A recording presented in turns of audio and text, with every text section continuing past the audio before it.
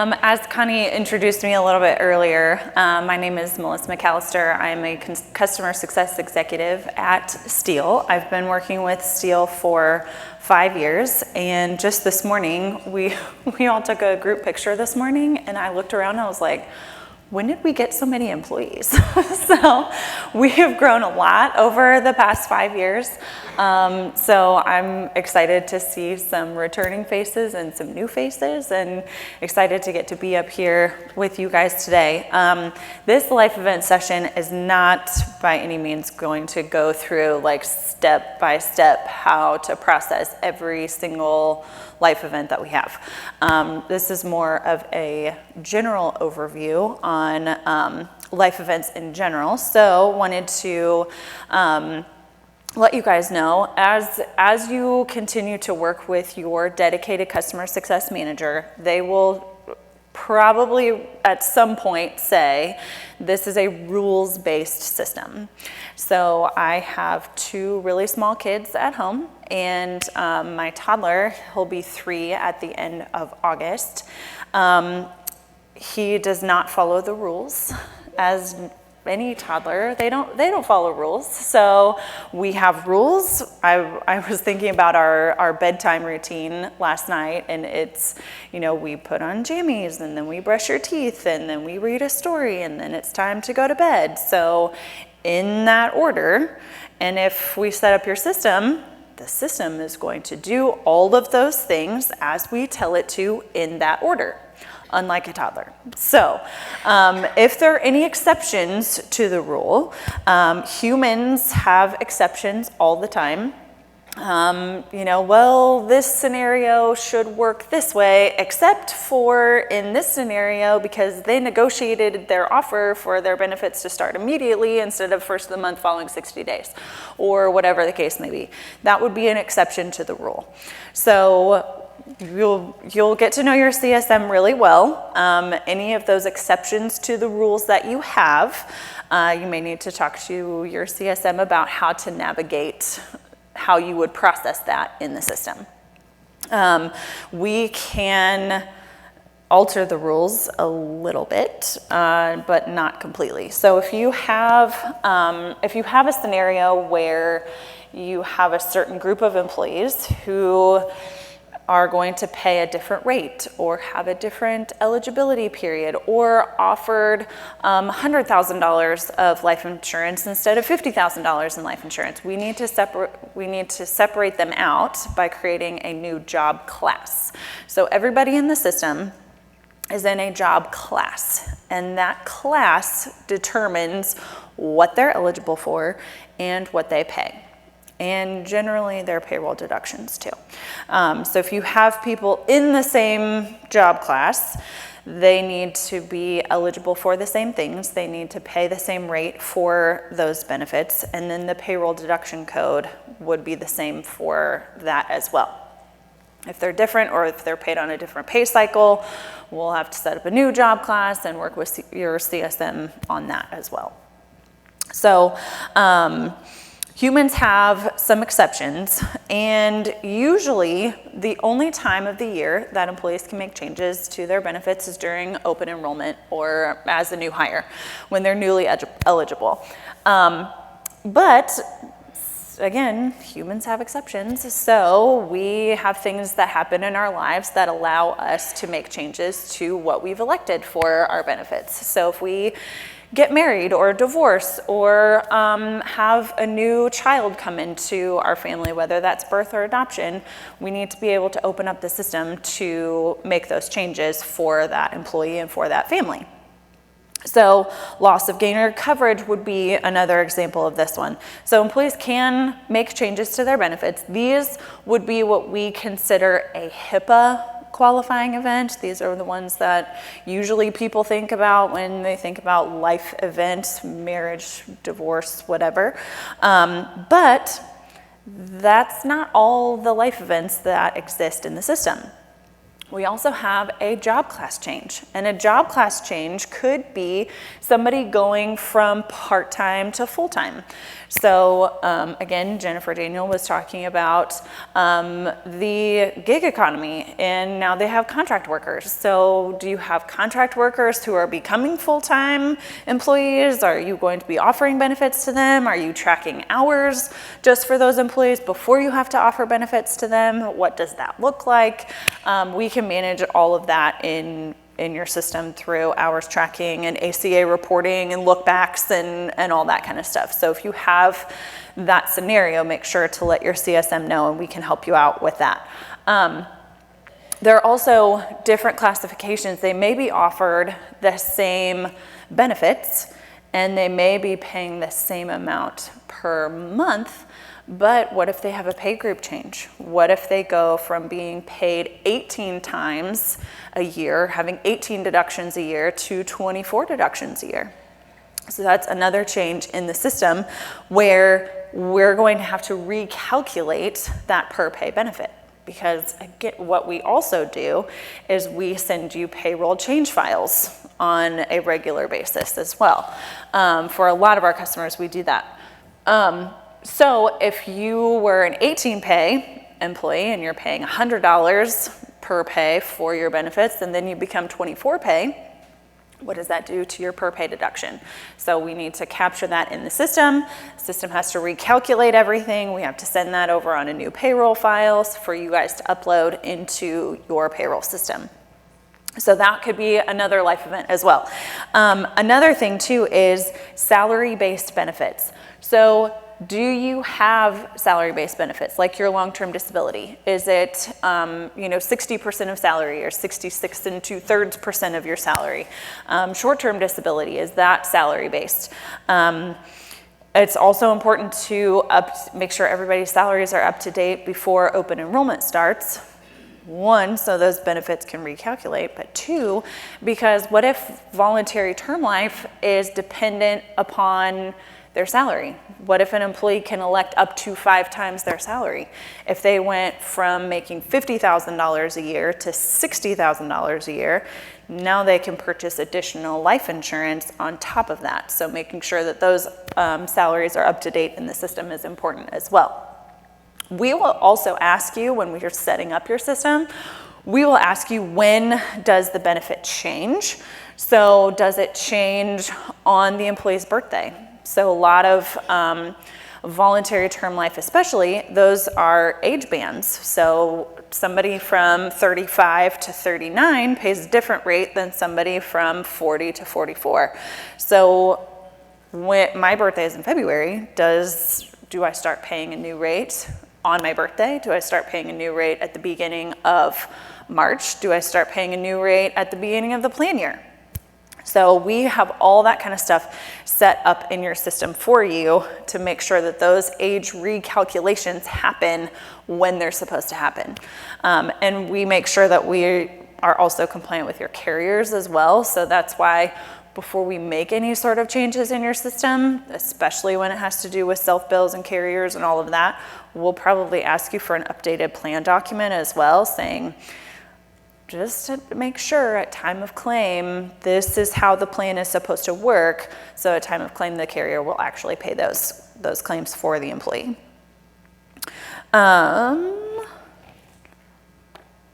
We also build in how many days the employees have to log in to enroll. So this varies from every customer that we have. So some people have, your benefits are effective first of the month following 60 days. Do we give them 60 days to enroll, or do we give them 60 days until the end of the month? Do you want them to have until their effective date to enroll in their benefits? Do you only want to give them the first 30 days of employment to enroll? Do you want, certain plans to be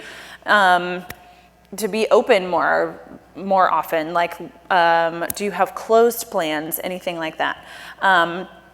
Also for life events too, we'll ask you how long you want the life event to be open for. So standard is 30 days. it's really easy for me to figure out, okay, 30 days, day 1 would be today. So on 6/29, there's only 30 days in June, so they would have until July 28th to enroll in their benefits. That's 30 days. The tricky part is when there are 31 days in a month, and then I'm like, that's a lot of math, and then I have to count 30 days, but we do standard setup is 30 days to enroll after somebody experiences a life event.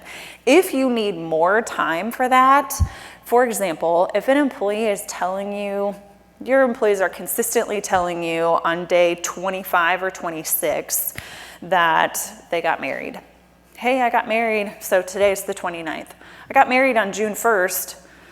Well, great, now I have 1 day to log in, process the life event. You have to get me your marriage certificate, your spouse's name, spouse's social. We got to get them all added into the system, and then you have to enroll by the end of the day tomorrow. So, and the employee's not going to do that. They enroll late. I just confessed I enroll late, so they're not going to enroll early. So if your employees are standardly or consistently coming to you on the 25th day or so to actually tell you that they had a life event, especially new moms, sleep-deprived moms, they try to tell you within 30 days, but all the days run together at that point. So they might tell you on day 25. If you need us to set up a little bit longer grace period for you so that you have more time to get into the system and process that life event change, get new dependents added, things like that, just let your CSM know, and we can change that setup as well. When do benefits begin? We also build in for somebody who gets married, does that new benefit, does that start on the date of the event? So if I got married on the 15th, do my benefits start on the 15th, or does it start the 1st of the next month? So make sure that you also let your CSM know about those types of rules as well. Usually birth and adoption, the standard setup is the date of the event, because babies start accumulating claims the second they are born. So we try to cover those, make sure that those are set up for the date of the event so that as soon as that baby is born, they are covered on your plans, as long as we know that they exist and that they get added to the plans. One of the biggest things that I see in my role is employees who especially already have a family plan. So if they're married, they're covering themselves and their spouse, and they're 1 child or 2 kids already, or 3 or 4 kids in some case, they already have family coverage. So they log into the system, or they tell you about it, and they just assume that that new baby is covered. So they log in, they have a family plan already, they know that their insurance premiums aren't going to be increasing, but they don't actually go through and enroll to tie that dependent to their current coverage. So one of the most important things, if not the most important thing, when you are processing a life event is to actually go through an enrollment and enroll the employee in the benefits that are supposed to change. So if you have a family plan and you have a dependent who is turning 26, and they're supposed to age off at the end of the month that they turn 26. So you're going through the system, you've processed the life event. The system isn't automatically going to change them from family to employee spouse, or from a family plan to employee children, or for a spouse changing, or whatever the case may be. You actually have to go through and enroll the employee and make sure that that dependent is covered on all of the plans that they should be covered on. So make sure that you go through an enrollment. There should be a new effective date on the coverage tab. One of the final steps of processing a life event is making sure that the coverage tab is correct, making sure that that says exactly what you want it to say, because that's the information that's going to be fed to your carriers. So you're not finished with the life event just when you sign off with your PIN saying that somebody had a baby on June 20th. You actually have to go through the enrollment, add the new baby to the plans, make sure that you check the coverage tab so that the effective date for all of the plans that you just added that baby to actually say 6/20 on it. Because that's what's feeding to your carriers. That's what's going to generate their new medical cards. When they call you in a couple months and they say, why isn't my baby covered? And, well, we didn't actually go through and enroll the new baby. So even though you have 4 kids already, the Anthem needs to know that you have 5 kids now. So they actually have to know about that new baby. For a job class change or for a pay group change, we will set up the system to make sure that there is no lapse in coverage. But the system is still going to follow all the rules that you have set up. So we tell the system what the rules of the job class are and when benefits should be effective and when they should terminate and things like that. But generally, we will make sure that there is no lapse in coverage. So a good example of this is if your benefits term, like if employee resigns or something on the 20th, your benefits terminate on the last day of the month. So the term date would be 6/30 in that case. What if they switch job classes? What if they go from a teacher to an administrator or something like that? So should they keep their teacher benefits until the end of the month and then start paying admin benefits on the 1st of July? Maybe. Maybe not. So make sure that you talk to your CSM and make sure that your system is following the rules that you have set up, the rules that you guys have in place.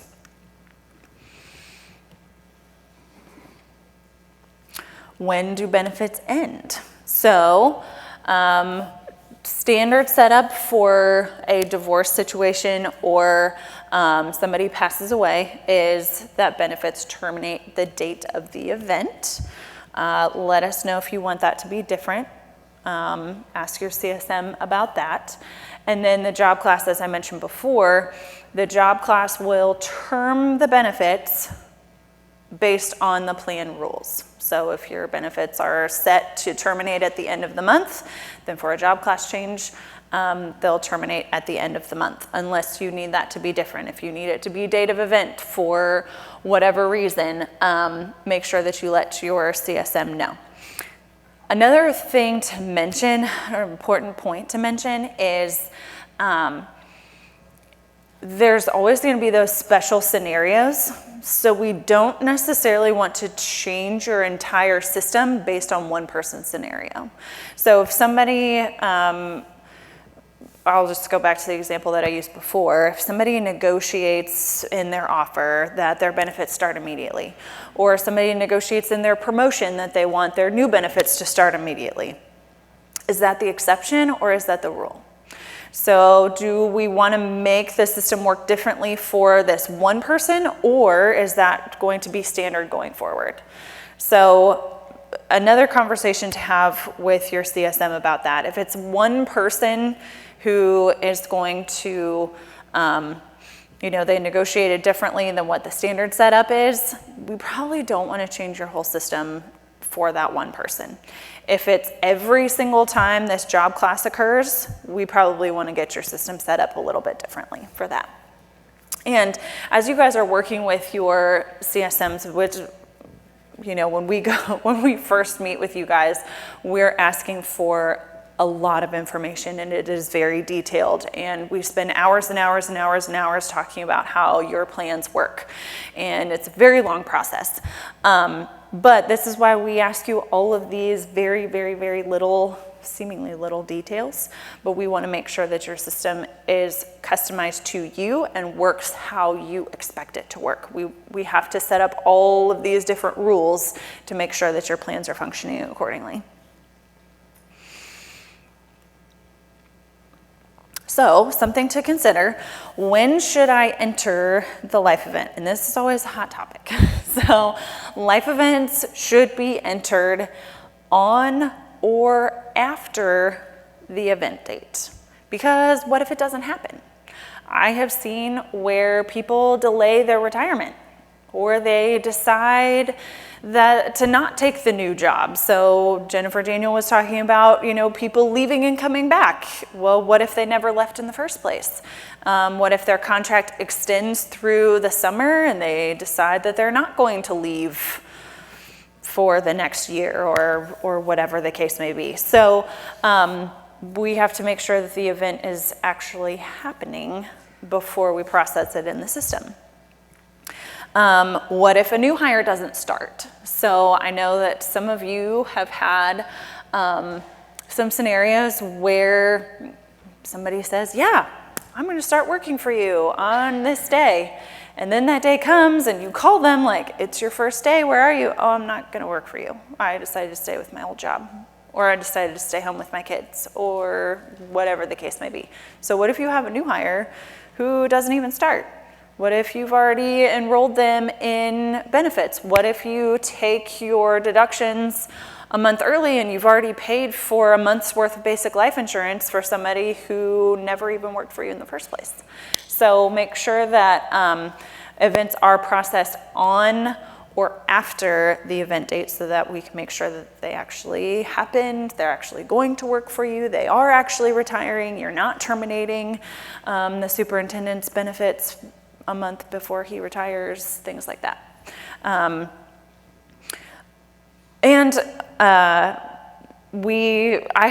seen too where a lot of times your carriers, especially the carriers that we have data feeds going for, your carriers actually build on their back end how your benefits work too.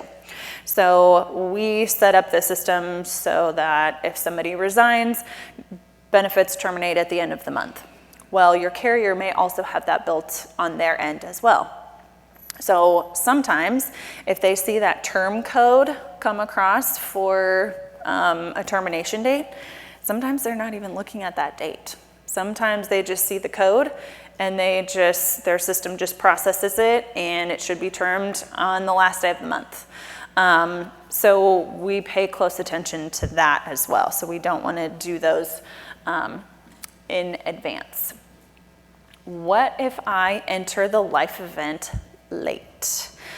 This one kind of depends on the situation. So if you enter it late, do not just keep processing life events on top of life events on top of life events. Just trying to get the system to work. So if you do something in the system and you are like, that didn't do what I thought it should do, make sure that you reach out to your CSM right away. If you enter the life event late, we can open up the system. We can allow some exceptions to that as well. Make sure that the system gets opened up for the appropriate time for the new mom to add her baby to the plans, even though it's been 32 days technically, or whatever the case may be. So just make sure that you reach out to your CSM about that to see what the best course of action is going to be with that process, and it kind of depends on the life event as well too. There are some carriers who only retro 60 days. So if it's June right now, if you have somebody who's supposed to have been covered since January 1st, you're probably going to need to reach out to your broker, to reach out to your carriers, to make sure that your carriers are going to cover somebody 6 months backwards, that type of thing, and then figure out all missed premium and all of that. So kind of depends on the situation. If you enter the life event late, on what you need to do there. And then what do I do if the life event doesn't allow someone to enroll? So did you open up the plans to make sure that somebody could enroll in benefits? Do they have all of their dependents listed in the system? What if they can't enroll in a family plan because their spouse doesn't exist in the system? It's not going to let them enroll in that plan. So reach out to your CSM on that as well. So we can customize a few things on this piece just to make sure that it is working how it should for you and for your employees.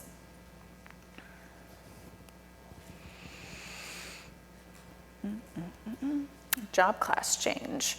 Should the employee be allowed to enroll if they declined coverage at open enrollment or as a new hire? So what this is saying is, do you have any truly closed plans? I have some groups where if you do not enroll in certain benefits when it is first offered to you, even if you are 1 day late, that there's scripts built into the system where you cannot enroll in that benefit. So in that scenario, if somebody missed their open enrollment, whether they're a new hire or didn't enroll during open enrollment or something like that, they have to reach out to their CSM. Some of my customers reached out to me, and then I actually have to get technology to upload that coverage for the person. So do you have any truly closed plans? Are you allowed to make changes to your plans during open enrollment? We can set up life events to only open up certain plans for those HIPAA events that I was talking about earlier. So should, let's say basic life or something, should that be closed except for when an employee has a baby or if an employee gets married or something like that? So we can have certain plans open up based on different life events that you're trying to process in the system. Is the employee allowed to change plans? So if you offer 2 or 3 medical plans, are they allowed to change between plan A to plan B to plan C or whatever because of that life event? Or do you only allow them to change coverage tiers? So if they have to stay in plan A because that's what they elected during open enrollment, but they can change from employee spouse to family because they had a baby, let your CSM know those types of rules as well too, because we can get the system to set up to only allow them to change coverage tiers instead of switching plans altogether.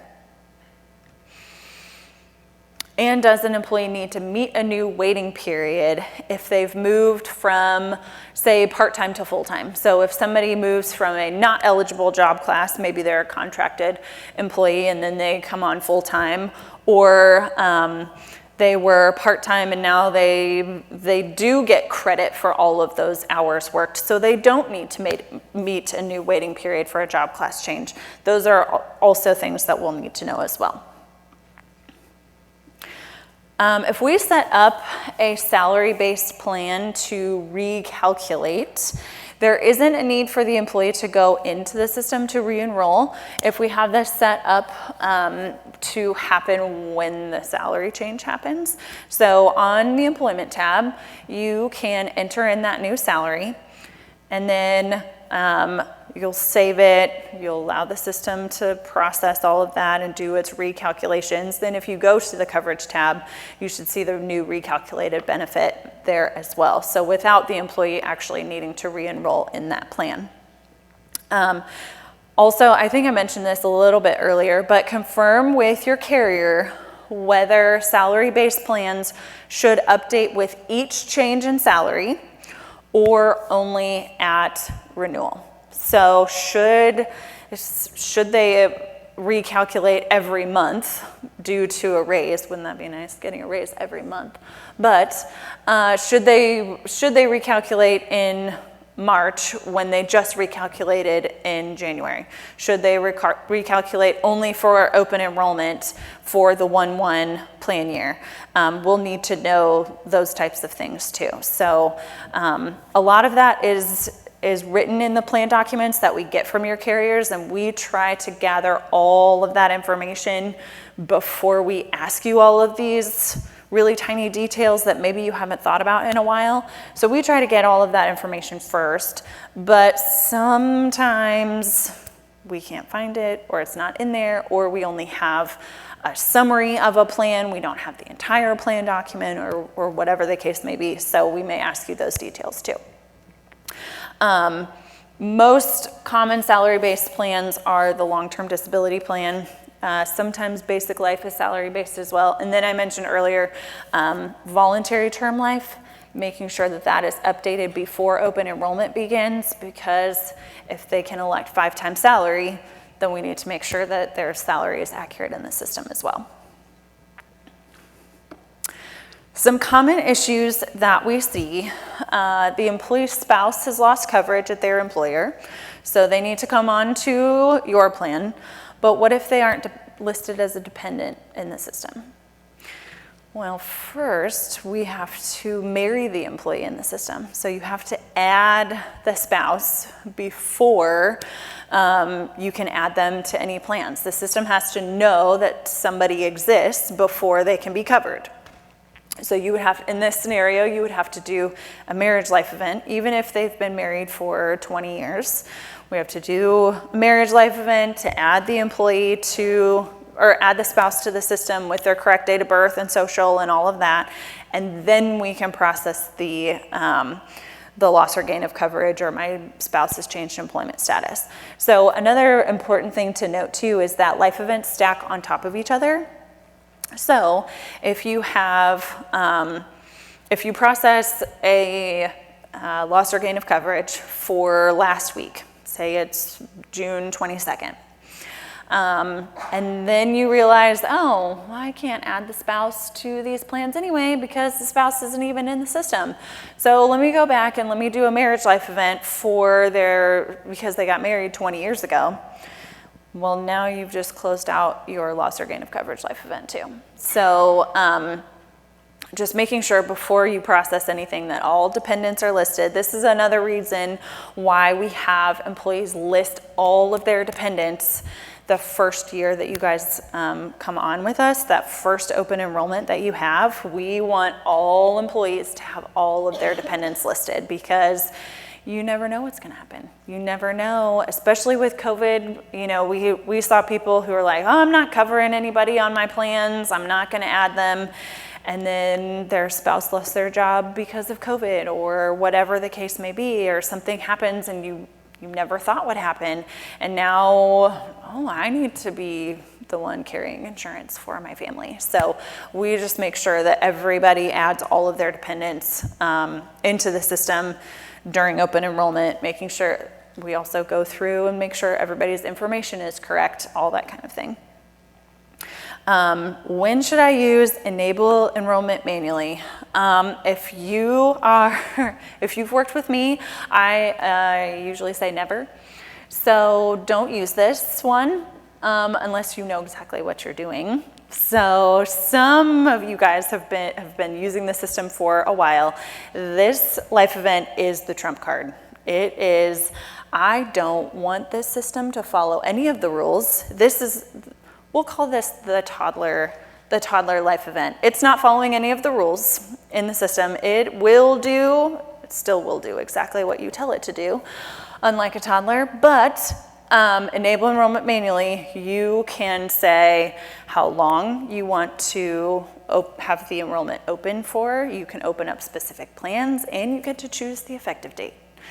So make sure that you are not processing this life event unless you know exactly what you're doing. And if you need help, I tell all of my groups, I'm like, if you want to process this one, call me, and we need to be on the phone while you're processing it, because I just want to make sure that it does exactly what you want it to do. So most common, this is for people who miss their enrollment window by a day or two. So they're a new hire. You told them 1,400 times in 30 days, you have to enroll, you need to enroll, you need to enroll, you need to enroll, this is important, you need to enroll, and then they still don't, and you need to extend it for another weekend or whatever. So you can use Enable Enrollment manually to open up their grace period a little bit longer. That's the most common thing that I see it used for. Extra help can be found in your user guide. So if you don't have one, we have extras here with us today. And then as with pretty much the theme of the day. If you need help, ask your CSM. If you need a life event set up differently, ask your CSM. The user guide has step-by-step instructions of how to process all of these things, but if something still doesn't look right to you, make sure that you reach out to your CSM to get extra help for that. What questions do you guys have for me? So let's say people didn't do that, put it on all their dependents, and you know they're going to have an event coming up. How do you get those dependents in there, really? So the question is, if somebody doesn't have all of their dependents listed in the system, you know that they're going to have an event, but how do you get those added to the system easily? One thing, if you're adding a spouse and kids at the same time, I like to just do a marriage life event because there's a little checkbox that says I am adding dependent children as a result of this marriage. So if you process marriage life event, they got married 20 years ago, here's the spouse's information, you can use that checkbox as well to also add all of the kids at the same time. If they're just adding kids, it is a childbirth life event for each of the dependent children that you're adding. Yep. So what you put is the date. If the marriage was 20 years ago, or if they don't have a spouse, they're just wanting to have a child event. They're just adding kids. Of a child. Yep. Maybe the children were on a ex-spouse's plan. Losing his coverage, you want to add your children that are already born a long time ago. Yep. Plan. What you put is the date as life event. The life event date, so if you're adding dependent kids to the system, because if they're on like an ex-spouse's plan currently, and you're adding dependent children to one of your plans, your event date is going to be the date of birth for those kids. So even if the child is 13, you're going to put, 7/1/2015 or whatever the date is that child was born. Because the system also needs to have their date of birth. We report that to all of your carriers as well too, so to make sure that all of the dependent kids can be covered. So your event date is going to be the date of birth. It's more than 30 days ago, so the system's not going to open up for any of those childbirth life events if it's more than 30 days. But it will, once you process like loss or gain of coverage or a divorce situation or whatever, then it will open up for that 30-day window after that event has occurred. So if it's somebody who's covered, if they're covered on their ex-spouse's plan and they have 0 dependents in the system now, and if they have 3 kids that need to come onto your plan, so you'll do the childbirth life event for all 3 of those kids, even though they're all more than 30 days old. So you'll add all of those, and then you'll process the loss or gain of coverage, because that's the event that's really happened, that's most recent. So loss or gain of coverage on July 1st, they need to come on to my plan. So now we have 30 days to get them enrolled in that coverage.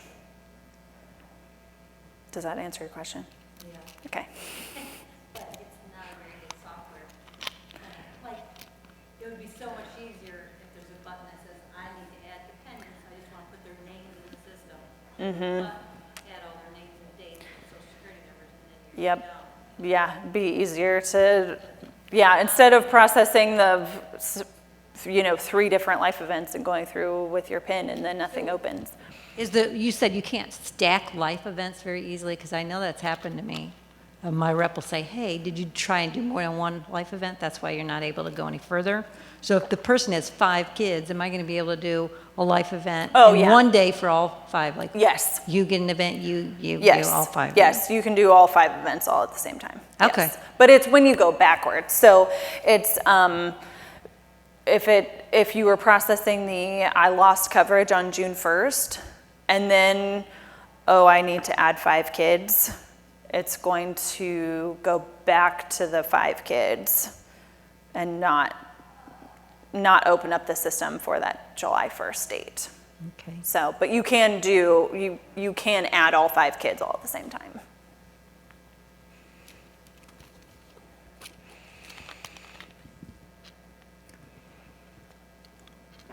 Any other questions?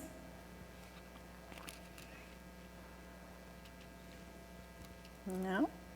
All right, well, I will go ahead and, yeah. Oh, sorry.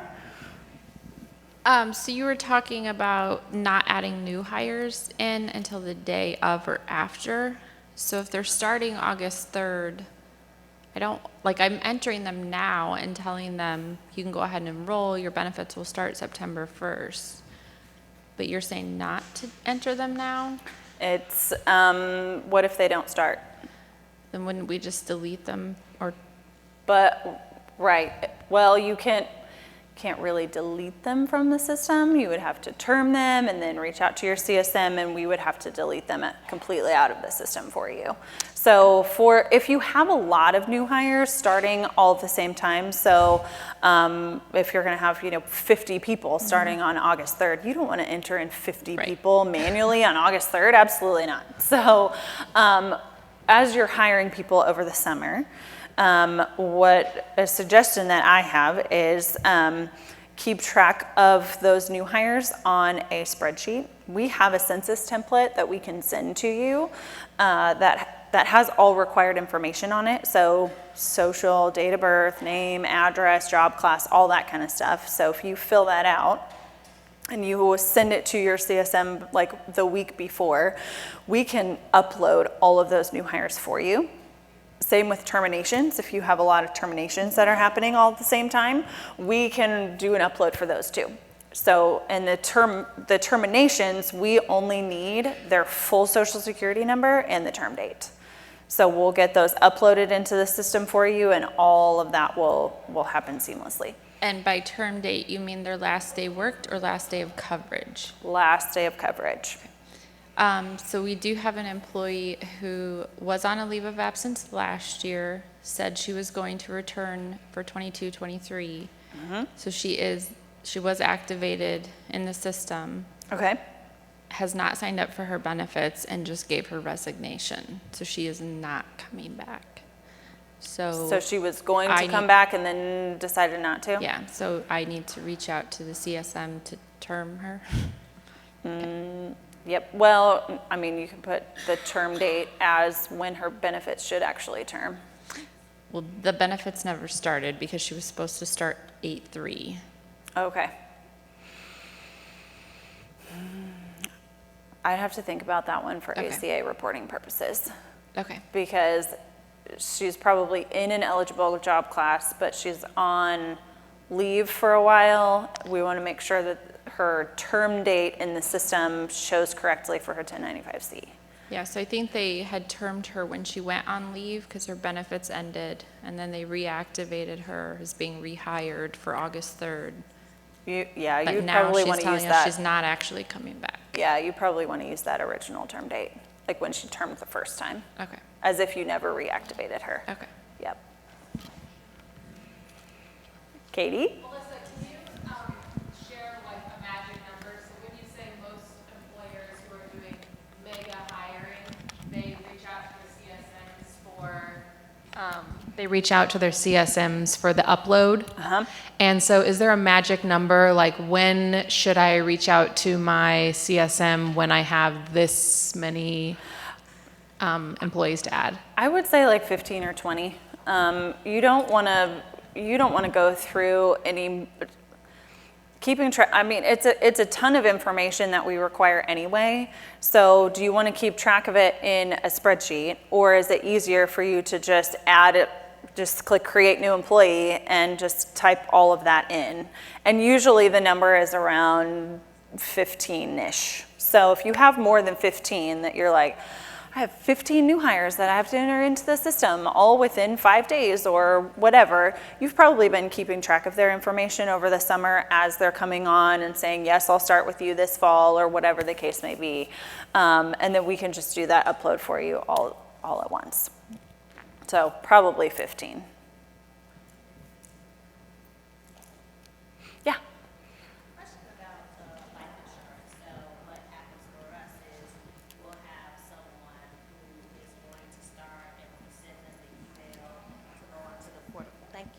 to go onto the portal, but we want to put their life insurance in, but we can't because they haven't actually activated the portal. Is there any way around that, or we just have to wait till they enroll? So you want their life insurance to be active immediately? When they start?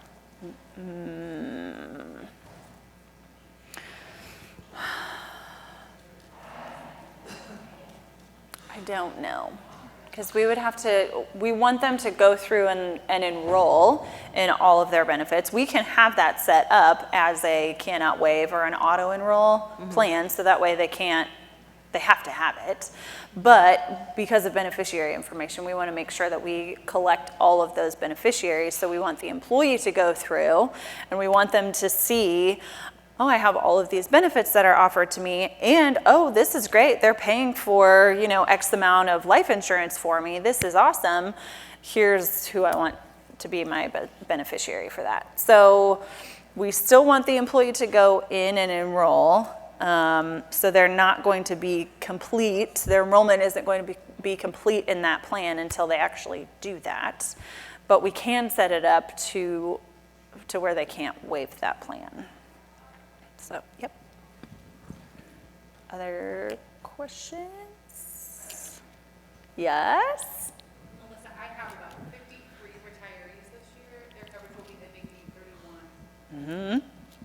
They are early retirees, so they can remain on benefits. Would it benefit us to put together a spreadsheet, or do we have to go in and make those elections into retirement, what they're going to carry?